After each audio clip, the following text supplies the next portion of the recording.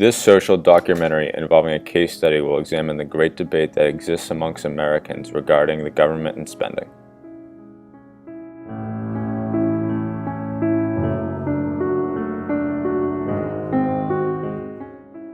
In the aftermath of the stock market crash of 1929, President Franklin Roosevelt established the Works Progress Administration to spur economic growth in America.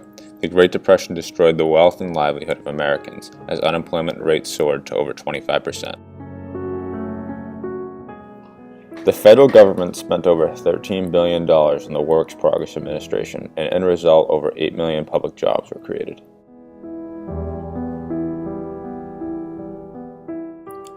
The Works Progress Administration holds a legacy of successfully ending the Great Depression by enlarging the American middle class, decreasing the unemployment rate at the time, and by providing infrastructure that is currently used today. In 2008, the United States was faced with its biggest financial crisis since the Great Depression. Large economic suffering was felt from Wall Street to Main Street during what was called the 2008 recession. Large financial institutions relied on government bailouts, and the stock market declined steadily worldwide.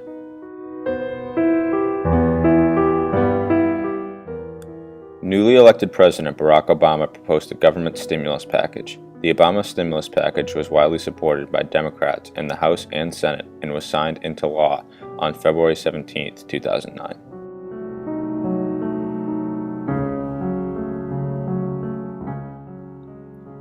Obama projected that the $787 billion stimulus package would save 1 to 2.5 million jobs countrywide and would also provide the middle-class citizen with significant tax cuts, greater unemployment benefits, education, and health care.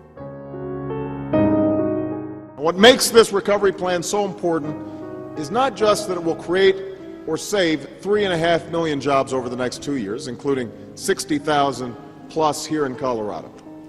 It's that we're putting Americans to work, doing the work that America needs done, work that will bring real and lasting change for generations to come.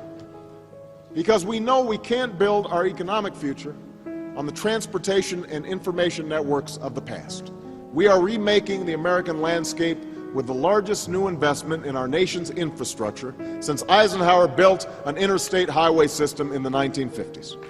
We're taking the most meaningful steps in years towards modernizing our healthcare system. It's an investment that will take the long overdue step of computerizing America's medical records to reduce the duplication and waste that costs billions of healthcare dollars and medical errors that cost thousands of lives each year.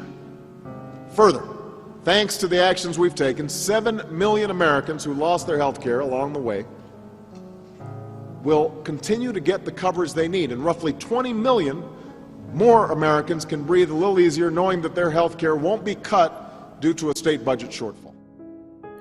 Although being passed by both the House and the Senate, the stimulus package came with significant opposition from the right, and many noteworthy Republicans resisted the plan. Why this sort of throwing money at the issue, bailing out, may be potentially reckless and damaging for the future of this nation's economy? Well, in order to understand that, you have to understand how we got into this mess. We got into this mess by spending too much, borrowing too much, and inflating too much. Government was too big and we had too many regulations. We had rejected the market economy for decades now. We had rejected the notion of sound money for decades. And we got into a mess this way. So what is the proposal? Spend more money, borrow more money, print more money, regulate more so it makes no sense whatsoever. So we're going to make the problems much worse. We're doing exactly what we did in the 1930s. We are determined to take a serious recession and turn it into a depression if we don't change our ways. Opponents of the stimulus package argue that the plan will not stimulate growth, stating that all the stimulus package will do is move money around that is already in the economy. Additionally, arguments have been made that the stimulus package will not create new jobs. The opposition claims that as soon as the stimulus money dries up, workers will go back to unemployment under worse conditions.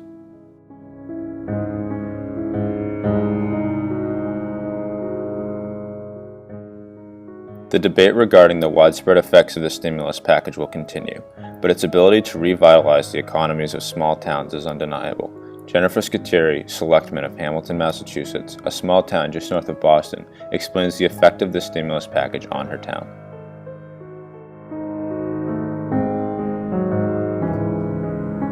Hamilton has high-performing schools and is considered to be affluent, although there is significant economic diversity.